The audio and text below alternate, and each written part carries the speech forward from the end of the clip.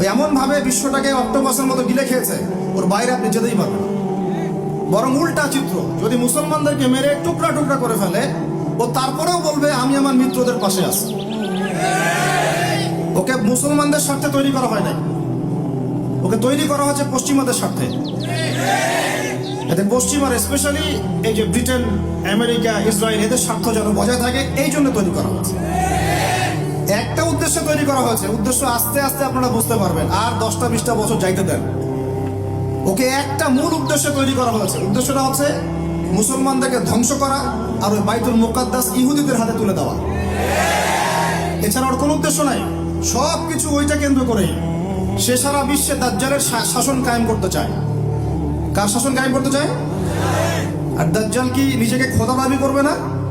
এই জন্য মানুষকে দিন দিন ধর্ম থেকে দূরে সরানো হচ্ছে, দিন দিন মানুষকে নাস্তিকতায় দীক্ষিত করা হচ্ছে, যাতে মানুষ একটা গডলেস ওয়ার্ল্ডে বসবাস করে, আল্লাহ বলতে কেউ নাই। তখন দেখবেন দাজ্জালকে সহজেই মানুষ মেনে নিবে। ওই যে গুটি কয়েক মানুষ মানবে না, ওদের অবস্থা কি হবে? এ আমাদের মতো আরো খারাপ হবে। দাজ্জাল খাইতে দিলে খাবে, না খাইতে দিলে খাবে না। ও খাবার রুটির পাহাড় নিয়ন্ত্রণ করবে। ওকে যে মেনে নিবে সে ওকে স্বাচ্ছন্দ্য দিবে, সচ্ছলতা দিবে, প্রোগ্রেস দিবে। যে মেনে নিবে না তাকে দুর্ভিক্ষ দিয়ে দিবে। এটা হবে আস্তে আস্তে বিশ্বের দিকে।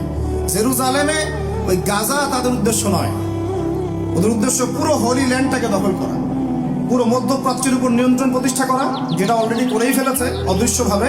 ওটা দৃশ্যমান ভাবে করবে ওরা, একদম দৃশ্যমান। ওইখান থেকেই মাসিহুদ দাজ্জাল বের হয়ে 40 দিন এই ওয়ার্ল্ডটাকে শাসন করবে। কতদিন ভাই? ওইদিকে যাচ্ছি, অনেক গভীর কথা। ওইদিকে মূল কথাটা জেনে রাখেন, ওরা শুধুমাত্র এই 1000-2000 মুসলিমের রক্ত চায় না, ওরা পুরো হোলি ল্যান্ডটাই দখল করতে চায়। ওদের ধারণা যে হোলি ল্যান্ডটা আল্লাহ তাদেরকে দিয়েছেন, আল্লাহ পাক তাদেরকে তাওরাতে প্রতিশ্রুতি দিয়েছেন। ওরা এটা মনে করে। কারা মনে করে? ইহুদিরা। কারা? আর এই ইহুদি আর কোরআনে বর্ণিত বনু ইসরাইল এক নয়। কোরআনে বর্ণিত বনু ইসরাইলরা মুসলিম ছিল, ভালো ছিল, সৎ ছিল, তৎকালীন মুসলিম ছিল তারা। যেমন দাউদ আলাইহিস সালাম এখান থেকেই 40 বছর ওয়ার্ল্ডকে শাসন করেছেন, ওই জেরুজালেম থেকে। সুলাইমান আলাইহিস সালাম তারপরে আরো ক্ষমতা নিয়ে আরো 40 বছর এই বিশ্ব শাসন করেছেন। ওরা ছিল বনু ইসরাইল। ঠিক আছে? কখন ইহুদি হয়ে গেল? যখন ওরা একটা ভুল করলো। আল্লাহ পাক তাদেরকে বলেছিলেন যে তোমাদের একজন মাসিহ আসবে, যেই মাসিহের আনুগত্য করলে তোমরা বিশ্বের শাসন ফিরে পাবে, এবং তোমাদেরকে নেবুজারনেজার যেভাবে বের করে দিয়েছিল জেরুজালেম থেকে, তোমাদেরকে আবার ওই জায়গাটা আমি ফেরত দিব। আল্লাহ পাক বলেছিলেন ওয়াইন উদতুম উদনা, সূরা বনী ইসরাইল পড়ে দেখেন, তাফসীরও পড়বেন।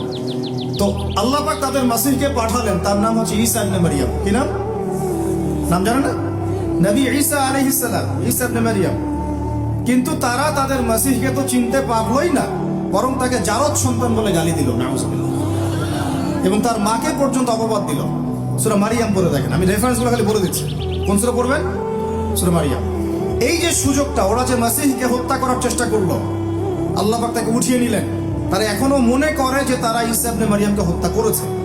তারা কি মনে করে? তারা ঈসা আলাইহিস সালামকে হত্যা করেছে। এই অবাধ্যতার কারণে নাম চেঞ্জ হয়ে গেল, বনু ইসরাইল নাই, এখন ইয়াহুদ। আল্লাহ পাক তাদেরকে অভিশাপ করলেন, যেখানেই যাবে অভিশপ্ত জাতি।